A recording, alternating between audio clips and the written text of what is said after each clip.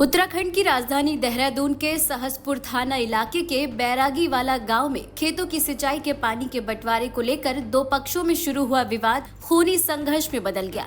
इस घटना में भाजपा नेता विनोद कश्यप की मौत हो गई, जबकि उनके परिवार के कई लोग गंभीर रूप से घायल हो गए। बताया जा रहा है कि हमलावर एक समुदाय विशेष से संबंधित है। पुलिस इस पूरे मामले की कड़ी कार्रवाई करने की बात कह रही है।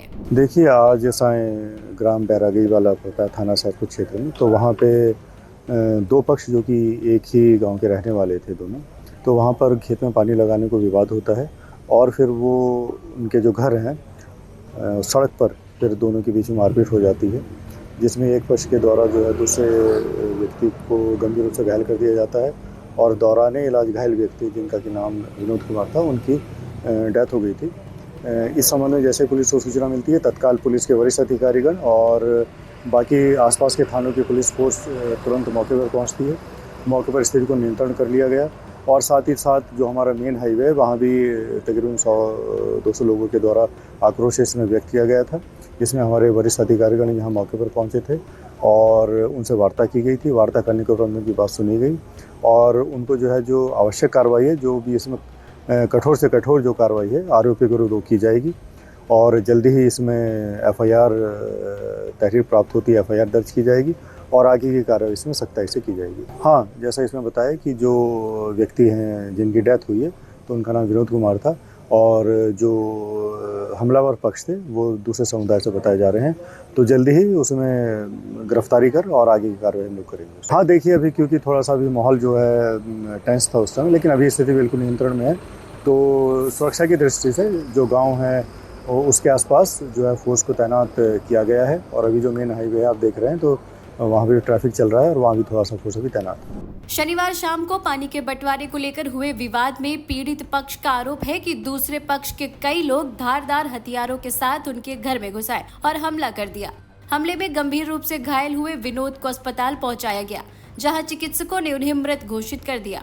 इस घटना की सूचना मिलते ही विकासनगर विधायक मुन्ना सिंह चौहान भी मौके पर पहुंचे।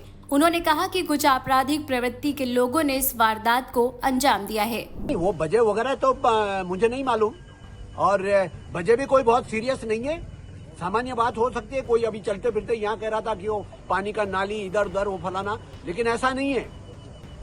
ये अल्टरकेशन की कोई बात हो सकती है। ये जो एलिमेंट है इनके खिलाफ लगातार शिकायतें होती रही है और मुझे ये भी मालूम पड़ा और ये भी मैंने आज उच्च अधिकारियों को कहा है कि जरा ये भी देखिए इन एलिमेंट के खिलाफ यदि गांव वालों की शिकायतें पहले थी या इस परिवार की पहले से शिकायत थी और यदि थाना पुलिस ने कोई कार्रवाई नहीं की तो ये थाना पुलिस में जो बैठे हुए लोग हैं फिर उनको भी सिखाया जाएगा कि नौकरी किसे कहते हैं। किसी भी कीमत पर उसको बर्दाश्त नहीं किया जाएगा।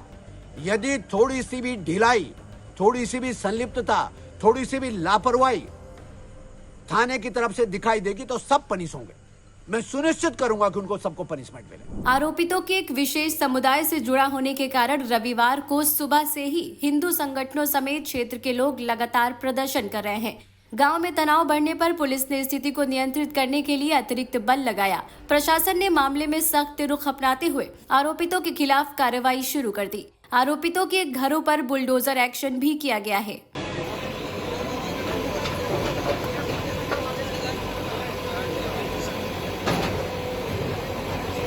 से पूछ रहे क्या मामला है, सबको पता है। जिहादी मानसिकता के लोगों ने कम से 15-20 लड़कों ने इकट्ठा होकर के हमारे जो भगत जी हैं उनके बेटे को मार दिया है और हथौड़ों से मारा है और उसके साथ में उसके 2 भाई और हैं जो अभी लेमन में आखिरी सांस ले रहे हैं। क्या बताओ जिएंगे या मरेंगे। इस तरह की मानसिकता से हम चुप बैठेंगे?